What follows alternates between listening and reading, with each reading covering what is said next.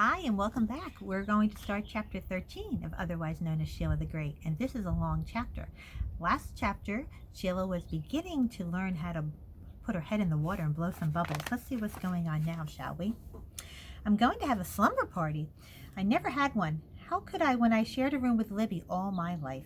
I just can't wait until Saturday night. Mouse, Sandra, and Jane are coming, and Mom says we can all sleep in my room if my friends bring sleeping bags with them.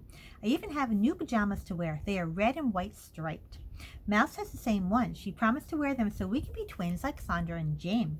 My slumber party is going to be the best slumber party that ever was. Since I have been planning everything so carefully, I got really sore at Libby this morning when she told Mom, I'm going to invite Mary and Markham to sleep over Saturday night. Oh no, I said. You know I'm having a slumber party. So, Libby asked, who wants to be in your way? That's not fair, I said to Mom. Can't I do something just once without her butting in? There's plenty of room, Sheila, Mom said. If Libby wants Mary Ann to spend the night, there's no reason why she can't. It has nothing to do with you. Then they'll try to boss me around, I cried, just like always. Ha, Libby said. Nobody's going to spoil your party, Mom told me. I promise. I don't see why she can't spend the night in Mary Ann's house instead, I said. Because Mary Ann's parents are going out and her mother doesn't want us to stay alone, Libby said. Otherwise I would, in a second. I just know they will ruin everything. On Saturday, Mary Ann ate supper with us, so she was already there when my friends rang the bell. But she and my sister were locked up in Libby's room, listening to music, and I hoped that's where they would stay for the rest of the evening. After Mouse, Sandra, and Jane said hello to Daddy and Mom, I took them up to my room and we spread out their sleeping bags. Sandra's and Jane's are the same. There's a picture of Snoopy on the front, zippers down the sides, and red flannel linings. Mouse brought a regular sleeping bag, the kind you use when you go camping. She said the last time she slept outside, she woke up with a frog inside her bag. But since she likes frogs, she didn't mind. I would much rather sleep in a sleeping bag indoors than out.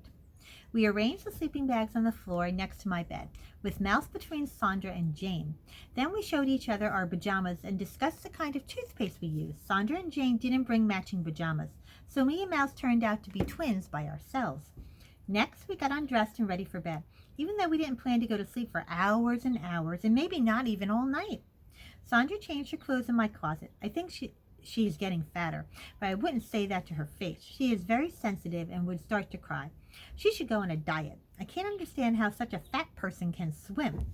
Why doesn't she sink to the bottom of the pool? Someday we'll ask Marty about that. Really, Sheila, is that very nice? Sandra and Jane threw their clothes in a pile on the floor, but Mouse folded everything and packed it away in her overnight case. Then she took out a small notebook and said, let's make a slam book. What's that? Jane asked. I was glad she asked because I didn't know either. I figured I would tell Mouse that the reason I didn't know about slam books is that I haven't made one in years, because where I live, that is just for babies. Mouse told us slam books are great fun. You'll see. She was busy writing something down in her notebook. We sat in a circle around her and waited. In a minute, she held up a piece of paper and said, this is a sample list. All of us fill it in about each other. It's the only way to find out what your friends really think of you. I looked at the sample list. It said name, hair, face, body, brain, best thing, worst thing, and in general. You see, Mouse explained, we'd never be brave enough to sit around and tell each other the truth about ourselves.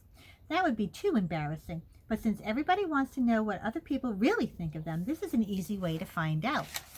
You can start with me if you want. I'll stand in the hall and you fill in the list. Later, when we've all had our chance, we get to read about ourselves in private. Mouse walked to the bedroom door. Remember, she said, you've got to be honest or it won't do any of us any good. She opened the door and stepped out into the hall. Well, I said, who wants to go first? You start, Sheila. Jane said, it's your party. Okay, give me the book. Before I had a chance to begin, my bedroom door opened and Mouse poked her head in. I forgot to tell you, when you're done filling it in, you fold the page over so nobody can see what you wrote. Oh, okay, I said. I just thought you should know, Mouse told me, closing the door again. I filled in the list of 1, 2, 3. I wrote name, Mouse Ellis. Hair, needs washing. Face, only a mother could love it. Body, too many scabs. Brain, pretty good. Best thing, can do everything. Worst thing, knows it. In general, I met my best friend and lots of fun. I folded my part of the page over so the others couldn't see it and passed it to Sandra. When she was done, she passed it to Jane, and then we called Mouse back into the room, and Sandra went out. While Sandra was in the hall, Mom came upstairs to tell us she and Daddy were going to town to pick up some pizza for our snack. We'll be back in less than an hour, Mom said. Libby and Marianne are here just in case you need anything. Okay, we'll be fine, I said, anxious to get back to the slam book. When we were done writing about Sandra, it was my turn to leave the room. I knew I didn't have to worry about what my friends think of me because I am careful to keep my bad points to myself. Sometimes I think I'm really two people. I am the only one who knows Shelia Tubman. Everyone else only knows Shelia the Great. Jane was the last one to stand out in the hall, and when she was through writing about her, and then when we were through writing about her, she came back into my room. Then Mouse tore out a page for each of us to read privately. She said we should sit by ourselves and face the wall in case we didn't want anyone to see our expressions. We all laughed at that, but did it anyway. I sat on my bed with my back to the others. I unfolded my paper so I could see all three opinions of me at once. And it looked like this. Okay, here we go. Hair, Shelia Tubman, parted crooked. Face, ugly but lovable. Body, skin and bones. Brain, thinks she knows it all. Best thing, picks neat friends. Worst thing, chicken in all capital letters. In general, an interesting person. Somebody else wrote, hair should grow longer. Face, weird eyebrows. Body, ugly feet. Brain, a mental. Best thing, gives parties. Worst thing, bossy. In general, not that bad. And the final person wrote, hair, much too long. Face, gruesome. Body, abnormal. Brain, overused.